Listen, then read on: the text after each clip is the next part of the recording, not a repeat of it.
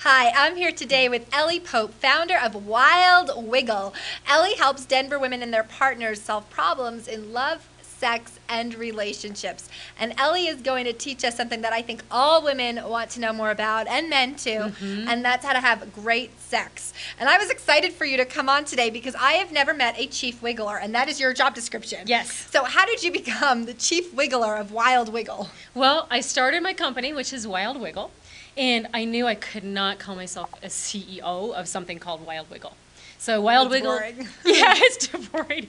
Wild Wiggle, it's about sexuality, but it's also about play, love, and life. And Chief Wiggler fit, and I named my husband the Master Wiggler. The Master Wiggler. Now, this is kind of an interesting topic to do as a career. So how did you even get into this whole Wild Wiggle topic? I got into this completely by accident. So in my first career, I was an engineer, and I had actually already left that career.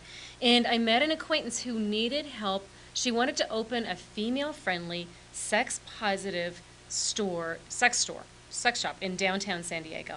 And my initial reaction was I felt really offended that she would even approach me to ask me about that. And then I realized sex, and actually judgment of sex, is the thing that gets in the way of most relationships.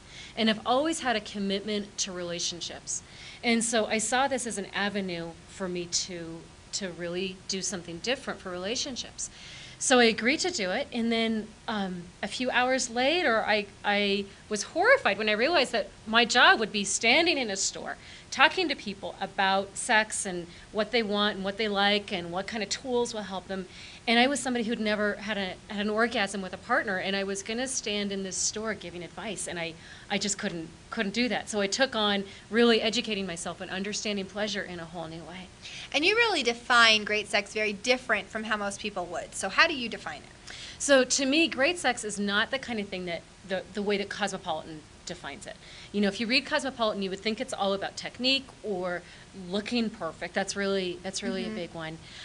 Or even having profound desire for somebody that you've met recently and that you're coming together with for the first time. That can be great sex. But to me, what great sex is really about, it's really about creating deep pleasure. And the secret to really creating deep pleasure is to have an environment where both of you can be so fully yourselves that you're really free to play, and whatever happens is fine. And out of that, magic can happen. Now, you've got 3 tips or 3 Yeah. things that are important in order to have great sex. 3 ladies? 3. 3. So what are these 3? So the first one is loving yourself and loving your partner fully and without conditions.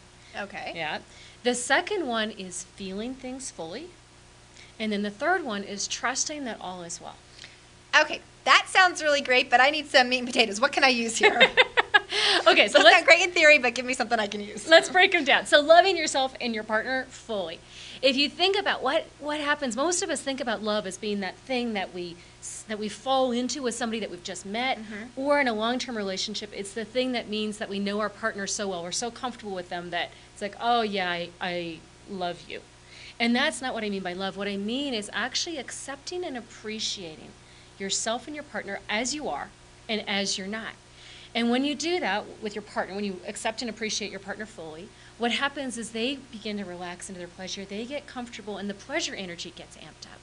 And when you love and accept yourself fully, you stop worrying about how you look, what you're doing, whether they're enjoying themselves, and you can actually get into your body a lot more and really enjoy your own pleasure. And that's so hard for women because we're just fed all these images in the media and in the magazines, and we're so self-conscious about how we look that I could see that really kind of stopping us. Yes. You know, I have cellulite here, I've got a stretch mark here. What might he see? Yes, You know? exactly. And you know, for women who are straight, you know, what I found is most men are not nearly as worried about that as we think.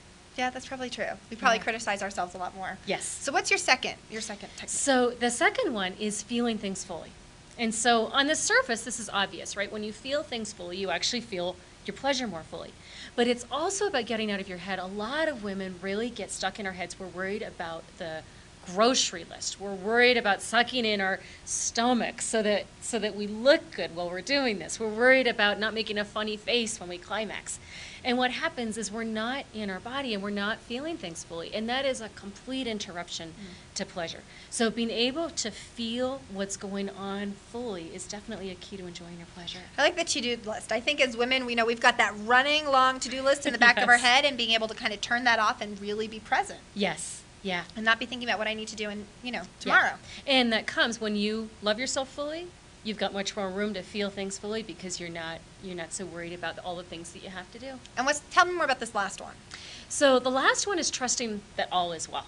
And it's an interesting one because a lot of times what takes people into their heads, especially women, is worries. And so women might worry about whether they're going to climax quickly enough before their partner gets frustrated. Or they might be worried about whether their partner's enjoying themselves enough or not. And when you can really trust that all is well, what you can do is you can actually get present to the pleasure energy that's there, and you can expand on what's there instead of interfering with it and trying to force an outcome, which just messes things up. Right. So don't force it. That's the Don't advice I force heard. it. And just love what's so. So what are any other tips that you can leave us with? Well, there's one more, and it's an important one. It's not one of my 3 keys to great pleasure, but it actually belongs there. I should have the 4th, which is safe sex. And safe sex, the reason safe sex is actually really important to pleasure is if you're distracted, worrying about getting some kind of disease, who's this person that I'm with, you can't really be fully in your body because your attention is off on this concern. And so when you can resolve that, when you know that there's a condom in place and you've got things as safe as they can be at least, then you can relax in much more and enjoy your pleasure. So see that? Safe sex means better sex. So Yeah. I like that.